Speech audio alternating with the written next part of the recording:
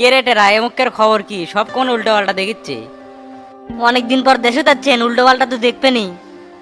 আপনি যাওয়ার পর ওস্তাদের সব দায়িত্ব তো আমার উপর দিয়ে গেছিলেন, সেটা তো আমি ঠিকঠাক মতোই পালন করছি। গ্রামের লোক তো আমাদের সাথে সেই শত্রুতা করে, আর তোতা মেম্বার তো আমাদের কামের স্যাংরা মজনুক মেরে ফেলতেছে। কোষ কি তোতা মাদারের এত বড় সাহস! শালার কোল যেত একদম টানতে সিরিয়াল দমরে। কেরেটেরা ওই তোতা মাদারে কুন্টি পাওয়া যাবে রে? ওই তো আমার মাথা গরম করে ফেলে দিল। উনি তো জেলত গেছিল, এখন জামিনলে এলাকার মধ্যে হাওয়া বাতাস খাচ্ছে। ওস্তাদের জন্য আমি কিছুই করবাই না। আরেকটা কথা, তোতা মেম্বার তো ওস্তাদের 20 কিলো মেরে ফেল দেওয়ার প্ল্যান করছিল। ভাগ্যক্রমে সেই খাবারটা আমি গায়ে 7 দিন হাসপাতালে ভর্তি আছিলাম। মানিক ভাই, কত কষ্টে যে দিনগুলো পার করছি আল্লাহ ছাড়া কেউ জানে না। দুনিয়ার রীতিনীতি বড়ই কঠিন, মানুষের ভালো করবে যায়, উল্টো তারাই আমাকে বাস দেয়। তুই এতক্ষণে আমাকে এটা কি শুনলু রে? আর মাথা তো পুরোই নষ্ট হয়ে গেল। কিরে তোতা মাদারি এত বড় সাহস করতে পারলো? ওই ওস্তাদে 20 কিলো বাড়ছে দিব্যে লাগার মতো ঘুরে বেড়াচ্ছে। কিরে তুই দেশের থেকে কি করলি এতদিন? ওকে সাইজ করে পাইসনি? আমি কি করবো ভাই, ওস্তাদ তো আমাকে কিছুই করবে দিচ্ছে না। কয় যে হাতে রক্ত লাগে মানুষের সেবা করা যায় না, সেবা করতে হলে ভালো কাম করা লাগে। আর কয় যে যারা গুন্ড মাস্তান সন্ত্রাসী তারা কাটাপাটা করবি, যারা প্রকৃতপক্ষের নেতা তারা কোনোদিন কাটাপাটা করবি না। মানিক ভাই, ওস্তাদের আর আগের মতো গরম নাই, এখন নদীর পানির মতো শীতল হয়ে গেছে। তাই হলো নেতা মানুষ, তার মাথায় না ঠান্ডায় থাওয়া লাগবি, তারা তো গরম হলে হবি না। তবে আমি দেশে থাকলে তোতা হারামদাদার খবর করে দিলাম নি। শোন টেরা, 2-1 দিনের মধ্যেই কিন্তু তোতা মেম্বার ধরে মারমো, তুই রেডি থাকিস। মানিক ভাই, আপনি একবার মনের কথা কছেন, আপনি আসাতে আমার কলজে তো বড় হয়ে গেল। ওস্তাদ তো আমার একদিন হাত পা বাঁধতে দিয়েছিল, আপনি এসে সেই শেকলটা খুলে দিলেন। এখন দেখতে পাবেন টেরার আসল পাওয়ার, এই টেরা কি করতে পারে। এখন আমার ইচ্ছা করছে এলাকার যত কিট আছে সবলিক ধরে ধরে নাই করে দেই। সব হবি রে, খালি সময়ের অপেক্ষা মাত্র। তুই একটা কাম করে, তোতা মেম্বার কোনটি আছে চ্যাংরা মার একটা খোঁজ লাগা। এটা তো আমার একতুরির ব্যাপার, এখনই চ্যাংরা ব্যাংরা লাগিয়ে দিচ্ছি খোঁজার জন্য। তাহলে ভাই আপনি থাকেন, আমি খারাই বাড়ি থেকে আসি। অনেকদিন ধরে ফোন বন্ধ আছিল তো, তাই এলাকার কোনো খোঁজ খবর আমার কাছে আসেনি। ওস্তাদের ওপর দিয়ে এত বড় ফারাক আছে, এটা যদি জানিয়ে পারলাম নি, আমি কি আর দুবাই থাকলাম নি, সাথে সাথে দেশে চলে আসলাম নি। তবে এইবার তোতার খবর আছে, 2-1 দিনের মধ্যে আমি আর 12টা বাজামো। তা মানে ঘুম কি ভালো মতো হসে? মোটামুটি হসে ওস্তাদ, কিন্তু দেশে ঘুমে অ্যাডজাস্ট হতে কিছুদিন সময় লাগবে। তে খারা আছেন কে, বসেন। আচ্ছা বসতেছি। তা মানিক টেরা কুন্ডি পাঠে দিল? একটা কামে বাটে দিছি, তে ওস্তাদ দেশে এত কিছু ঘটে গেল, আমাকে তো একবার কোয়ারও প্রয়োজন মনে করেন নেই।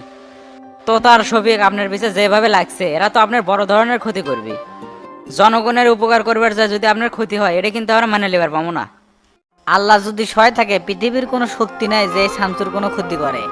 সব সময় ন্যায় নীতি আর আদর্শলে থাকবো, এতে আমার কি হবি না হবি সেই চিন্তা আমি করি না। তুই দীর্ঘদিন হলে দুবাই আসু, এলাকার এলে ভক্কর চক্কর জল তুক কই, তাহলে তুই চিন্তা করবো, সেজন্যই তুক কইনি। এমনি ব্যবসা পাতিলে বিভিন্ন চাপে থাকিস, তার মধ্যে এলে কথা কয়ে তুক টেনশনে রাখা ঠিক হবি না।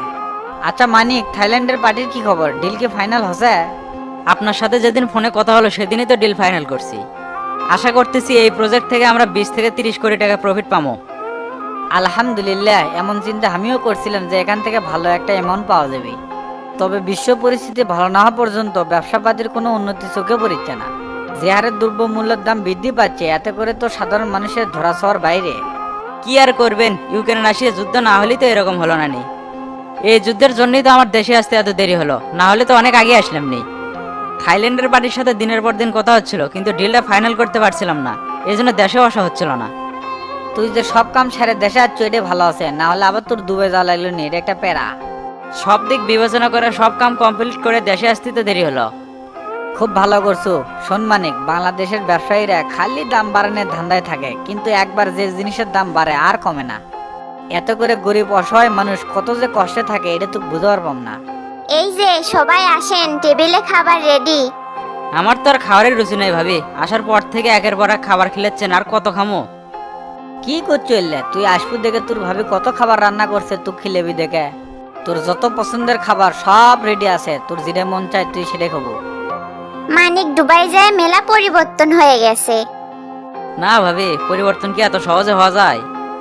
বিদেশে যতই থাকি না কৃষক, মনটা তো আপনাদের কাছে পড়ে আছিল। সকাল সন্ধ্যা রাত সবসময় তো আপনাদের কথাই মনে পড়ছে, বিশেষ করে ওস্তাদ আর আপনার কথা তো সেই মনে পড়ছে। সেটা আমরা জানি মানিক, আমরাও তোমাকে অনেক মিস করছি। অনেক কথা হচ্ছে, আগে খাবে চলো। তা কালামানিক চলে, দুপুরে খাবার টাইম তো হয়ে গেছে, তোর ভাবি জানে এত করে করছে, আয় খাইলেই। আচ্ছা ওস্তাদ চলেন।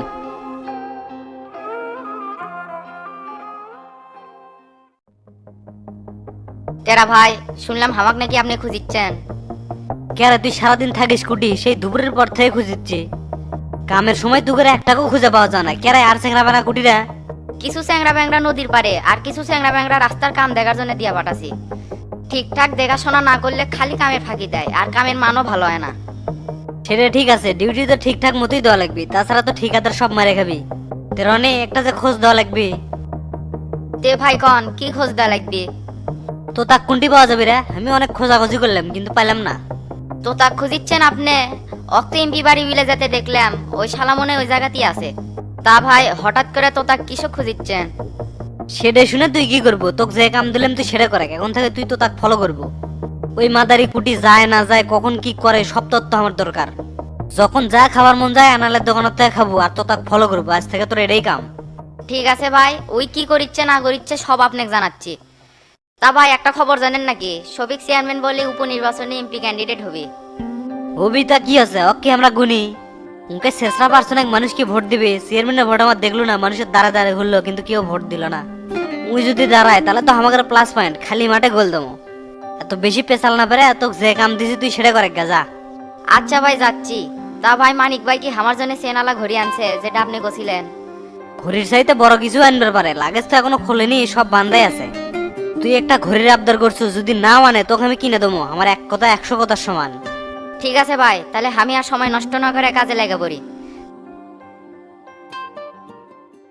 শালা তো তা এবার যাবো গুটি, জেঙ্কা করেই হোক এবার ঘনদোলায় একটা দমই তো।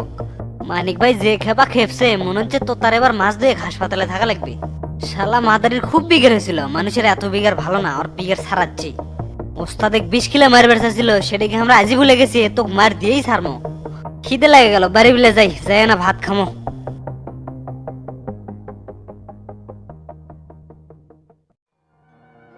কি ব্যাপার চাচা আমাক না কয়ে এমপির বাড়ি চলে যাচ্ছে? কেরে তোতা তুই এটি আজব কথা করছেন দেখতেছি, লিডারের বাড়ি আসমো এটাই তো স্বাভাবিক। তো চাচা আপনাকে আমি ফোন দিচ্ছি, ফোন রিসিভ করেন না, আবার হামাক না কয়ে এটি চলে যাচ্ছেন। কি আর করবো কয় না, তার উপর আছি তো এই জন্য ফোনটা রিসিভ করে পারি নাই। ভালো, খুব ভালো। তে আমার জন্য কি করলেন কন তো দেখি। এত তাড়াহুড়ো করতেছি কে? বসে সব খুলে করছি। আচ্ছা বসতেছি। এ পাগলা, আমরা কি বসে আছি রে? হাবিব ভাইয়ের সাথে পরামর্শ করছি, দেখি কি সিদ্ধান্ত দেয় তাই। আপনারা যে খুশখুশ শুরু করছেন, আমার তো মনে হচ্ছে আমি জেলে গেলে তখন আপনাকে সমাধান পাই হবে। এমপি নিয়ে শামসু চেয়ারম্যানের সাথে বসলেই তো হয়, না বসে এত নয়সই করিচ্ছেন কে? আপনাকে গম্বর তো আমি কিছুই বুঝিচ্ছেন না, হয় কাজ করবেন না হয় না করে দেবেন। সমস্যা কি তোর মধ্যে? ধৈর্য নাই, সবুরে মেয়া ফলে রে তোতা। এমপি কাছে ব্যাপারটা সমাধান করে দিবি, কিন্তু তুই এত উতালা হচ্ছে কে? 2-1 দিন ধৈর্য ধর, সমাধান হয়ে যাবে নি। তে কাল যে তুক দেখলাম না, গেছিলি কুটি? বগুড়া মালতিনগর গেছিলাম, আমার একটা পরিচিত উকিল আছে, তার সাথে দেখা করার জন্য। এই যুগে এসে অন্যের উপর ভরসা করা বুদ্ধিমানের কাজ হবে না। আপনারা সাহায্য না করলে নিজের ব্যবস্থা তো নিজেরই করা লাগবে। দীর্ঘ 4 মাস হলো এলাকাত ঘুরেছি, আজ অব্দি মজনুর বাবার সাথে আমার দেখা হলো না। আর আপনিও কোনো বড় পদক্ষেপ নেন নাই, কলি খেলে উল্টা পাল্লা পেঁচাল পারেন।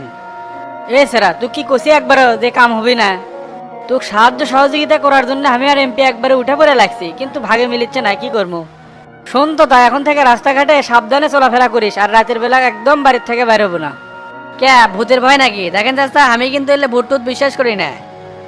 আমার মাথায় সবসময় অন্য চিন্তা ঘুরে, কয়েকদিন পরে যাবো জেলে আর আপনি আছেন ভূত নিয়ে। কছিলাম না খালি তুই বেশি বুঝিস, আর এই বেশি বোঝার জন্যই আজ তোর এই অবস্থা। এলাকাত বড় ভূত আছে মানে কালামানিক, চ্যাংড়াটা কিন্তু খুব ডেঞ্জারাস, যে কোনো সময় বড় দুর্ঘটনা ঘটাবার পারে। তাই সাবধানে চলাফেরা করিস, কখন যে কি করে বসে আল্লাহ ভালো জানে। আমি হইলে সোনাপুটি শুনি না, আপনার যদি বেশি ভয় লাগে ঘরে উঠে দরজা লাগিয়ে দিয়ে বসে থাকেন। মানসিক মেরে মেরে ভেতরের ফেবরা নাই, খালি কলজা হয়ে গেছে কলজা। এত ভয় ভীতি হামার করলে চলবি না, সামনে অনেক পথ আমার চলা লাগবি। আয় রে মরো দেশে গেছে, পুটি মাছের কলজে লিয়া বড় বড় লেকচার। কালামানিকের সামনে পড়িস, কলজে একবারে টানে ছিঁড়ে ফেল দিবি। এমপি সাহেব কছে তুই সাবধানে চলাফেরা করিস, কারণ চেয়ারম্যান যে মেরে ফেল দিবে চাচ্ছিল, ওটার রিয়াকশন কিন্তু এখনো হয়নি।